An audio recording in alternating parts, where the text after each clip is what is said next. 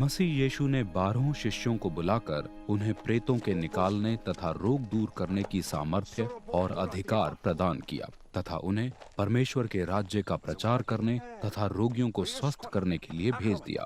मसीह यीशु ने उन्हें निर्देश दिए, यात्रा के लिए अपने साथ कुछ न रखना, न छड़ी, न झोला, न रोटी, न पैसा और न ही कोई बाहरी वस्त्र। तुम जिस किसी घर में मेहमान होकर रहो, नगर से विदा होने तक उसी घर के मेहमान बने रहना। यदि लोग तुम्हें स्वीकार न करें, तब उस नगर से बाहर जाते हुए अपने पैरों की धूली झाड़ देना कि ये उनके विरुद्ध गवाही हो।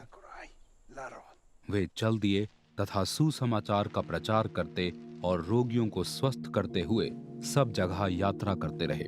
जो कुछ हो रहा था उसके विषय में हेरोदेस ने भी सुना और वो अत्यंत घबरा गया, क्योंकि कुछ लोग कह रहे थे कि बपतिस्मा देने वाले योहन मरे हुओं में से दोबारा जीवित हो गए हैं। कुछ अन्य कह रहे थे कि एलिया प्रकट हुए हैं तथा कुछ अन्यों ने दावा किया कि प्राचीन काल के भविष्यद्वक्ताओं में से कोई दोबारा जीवित हो गया है। किंतु हेरोदेस ने विरोध किया, योहन का सिर तो स्वयं मैंने उड़वाया था, तब ये कौन है जिसके विषय में मैं ये सब सुन रहा हूँ।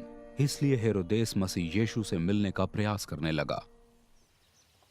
अपनी यात्रा से लौटकर प्रेरितों ने मसीह यीशु के सामने अपने अपने कामों का बखान किया। तब मसीह यीशु उन्हें लेकर चुपचाप बैतसैदा नामक नगर चले गए। किंतु लोगों को इसके विषय में मालूम हो गया और वे वहां पहुंच गए। मसीह यीशु ने सहर्ष उनका स्वागत किया और उन्हें परमेश्वर के राज्य के विषय में शिक्षा दी तथा रोगियों को चंगा किया जिन्हें इसकी जरूरत थी। जब दिन ढलने पर आया, तब 12 प्रेरितों ने मसीह यीशु के पास आकर उन्हें सुझाव दिया, भीड़ को विदा कर दीजिए कि वे पास के गांवों में जाकर अपने ठहरने और भोजन की व्यवस्था कर सकें, क्योंकि ये सुनसान जगह है। इस पर मसीह यीशु ने उनसे कहा, तुम ही करो इनके भोजन की व्यवस्था। उन्होंने इसके उत्तर में कहा, हमारे पास तो केवल 5 रोटियां तथा 2 मछलियां ही हैं। हाँ, यदि हम जाकर इन सबके लिए भोजन मोल ले आएं तो ये संभव है। इस भीड़ में पुरुष ही लगभग 5000 थे। मसीह यीशु ने शिष्यों को आदेश दिया, इन्हें लगभग 50-50 के झुंड में बैठा दो। शिष्यों ने उन सबको भोजन के लिए बैठा दिया।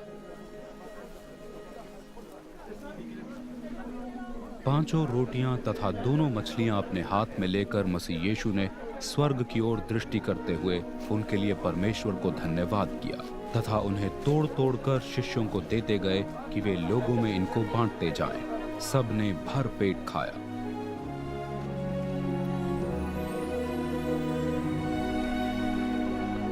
शिष्यों ने तोड़ी हुई रोटियों तथा मछलियों के टुकड़े इकट्ठा किए, जिनसे 12 टोकरे भर गए।